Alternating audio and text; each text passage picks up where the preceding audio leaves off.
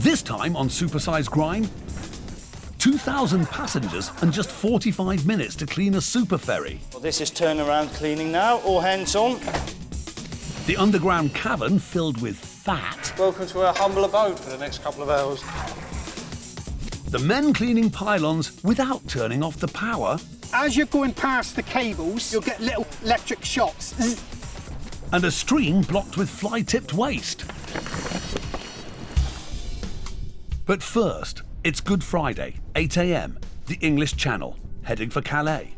We're on board the brand new P&O Superferry, Spirit of Britain. It's immaculate, but that's about to change. It's breakfast time. Food and beverage manager Paulus wants to see how many are going to eat. Won't be long though. It's a lot of uptake. 500 people roughly for breakfast this morning. Scrambled egg. Everything is cooked on board, and that means dirty plates, dirty pots and pans, and loads of food waste. I think in the galley they've got 13 chefs on today, 2 KPs. KPs are kitchen porters like Shane, constantly cleaning behind the scenes. Shane's there to soak up the grime. Obviously, you've got 2,000 plus passengers coming on. It's going to have a lot of washing up to do. The diners are busy too, generating 500 dirty plates, knives and forks. Goes in one way and comes out. They'll also make hundreds of visits to the 80 toilets and fill the bins with rubbish. On deck, the traditional sight of British men in dresses drinking lager. We're going to Eindhoven. For what reason? To get pissed. Paulus wants to make sure things won't get out of hand. Just had to tell the chap there not to undress any further. In the cafeteria, breakfast is ending, so everyone switches into clean-up mode. It's like the locusts have been in, isn't it? Busy, busy, busy, clearing up, washing up, getting ready for the next trip. If you can't stand the heat, don't work in this kitchen. Constantly on the go. Busy day in the office. Every minute's accounted for, so Shane doesn't need any unexpected jobs. See, someone's dropped something, not cleared it up. The big cleanup hasn't even started. The waiters, the car deck crew, the shop team, and even the boss are about to change jobs and become cleaners. For 90 minutes, nearly 2,000 passengers have been making a mess. The crew has just 45 minutes to make the Spirit of Britain look like new.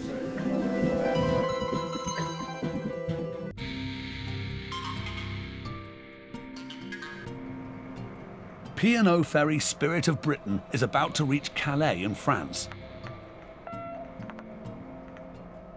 Nearly 2,000 passengers rush back to their cars, leaving behind their grime. The crew has just 45 minutes to make the ship look like new. Everyone gets stuck in. Let's go and get my Hetty Hoover out now. On trip, Janine does perfume sales, but like everyone else, she's a cleaner now. They've got to move fast. Well, this is turnaround cleaning now, all hands on. That includes the boss. I just firefight wherever necessary. The kitchen did 500 breakfasts on the way out. It needs a full clean. Jobs everybody does, they have a lot of jobs. Many hands make light work, as I say. Alice, you don't need to go to the gym after this. Down on the car deck, there's even less time for the clean-up.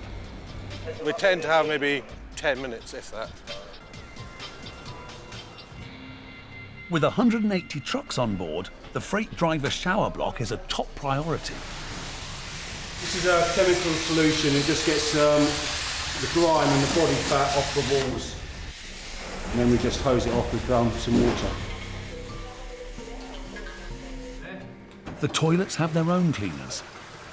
Once you get going, you just go on and go on. One of the toilets is blocked. With up to 2,000 toilet visits on each trip, it's bound to happen. And like everything else, it has to be sorted before they sail. Departure is less than half an hour away. Probably overuse the paper.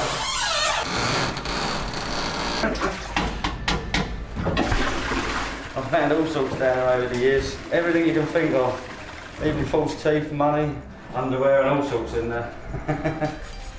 They're hoping for nothing unexpected in the showers. The worst thing I've found in here is a bit of feces that someone had kindly left as a little present for me.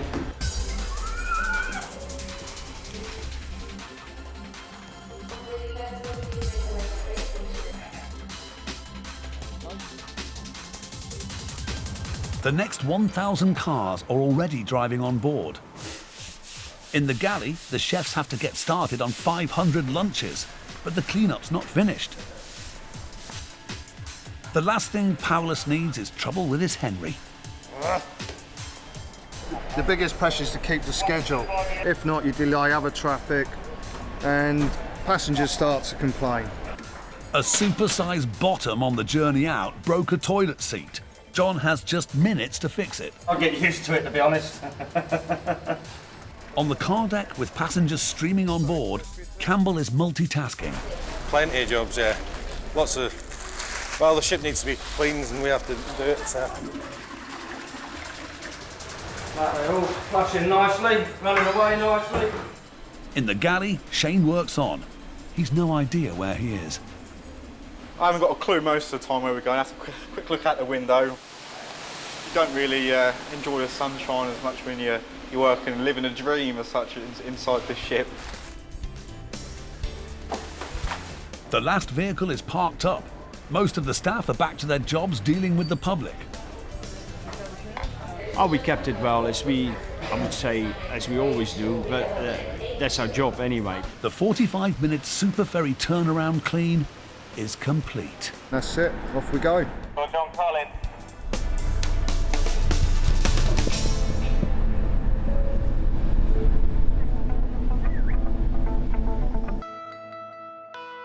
But first, striding out across the land are structures some consider a blot on the landscape, others think magnificent. Either way, they're vital to our electricity supply, and they're dirty. Pylons, or transmission towers as the engineers call them, are a truly supersized cleaning problem.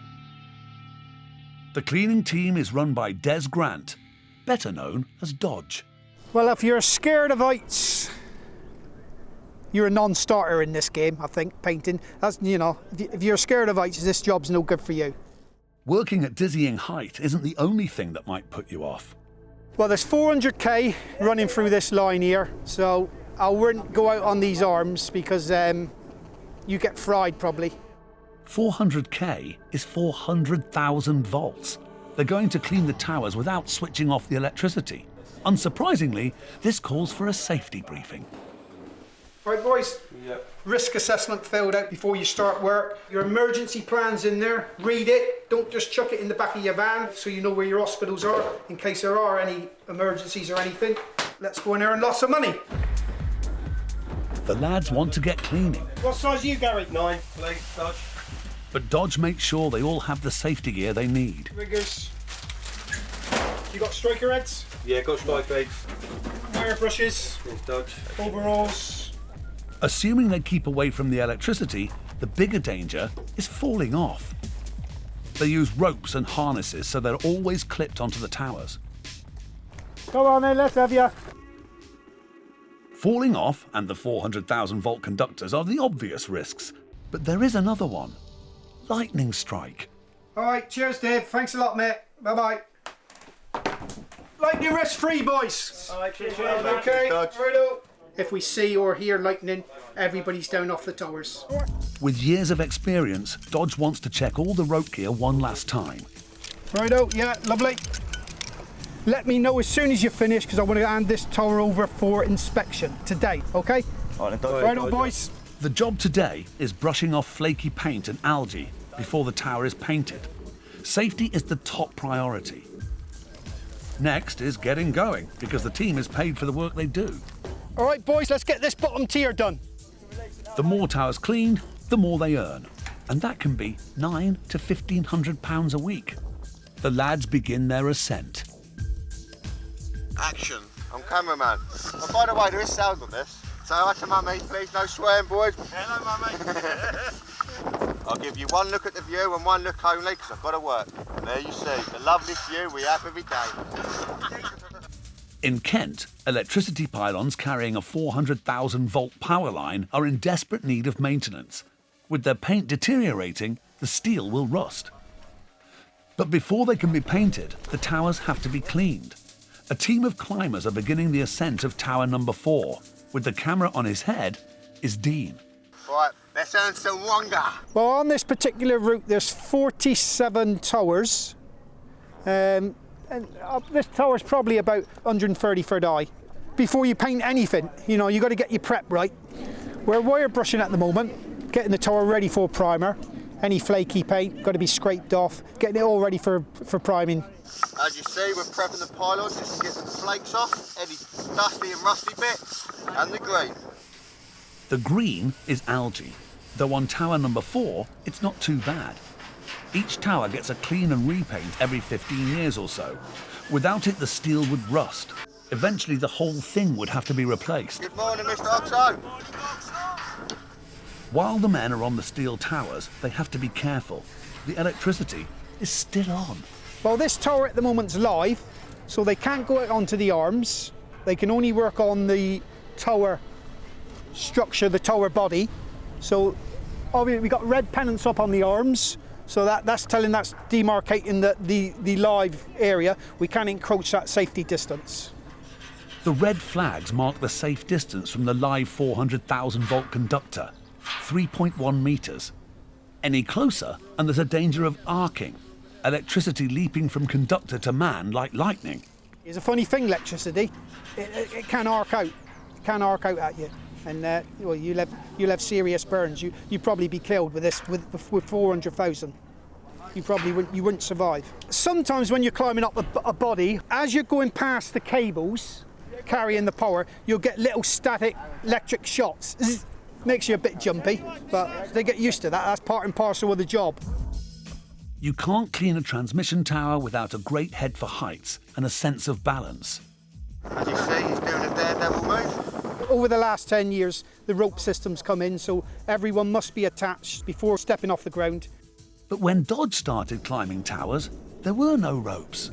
Well, you just climbed them freestyle with your paint on your side. There have been a few accidents, but there's probably been a few accidents with the rope system, but I've known a couple of boys falling over the last 28 years. Doing well, young'un. As you see the young'un there, working away. Looking good. Yeah, I've taught this one everything he knows. This is why he's top notch. Working hundreds of feet up in the air, exposed to the elements, and with danger of death from falling or electrocution, some people would get a bit nervous. Not these lads. Kelvin, give us a wave. Kelvin, give us a wave. You make me chuckle. I hope this camera don't fall off my head. Don't drop the camera. Please don't fall off, please don't fall off. A good prep equals a good coat. I'm sure. I'm sandy sure. Despite appearances, the pressure is on. They have to get the tower cleaned and inspected before the end of the day. And the Pylon team faces a test. They possibly could fail it if it's bad. Cole, what's it like?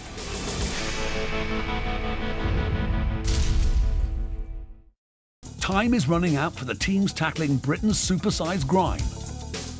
Coming up, who is responsible for the grime in the stream? And in Scotland, will the power station be declared safe? Back in Kent, Dean and the Pylon cleaners are working their way down tower number 4, scraping loose paint and algae as they go. Everyone's looking good. But before the tower can be handed over for painting, the quality of the clean has to be checked.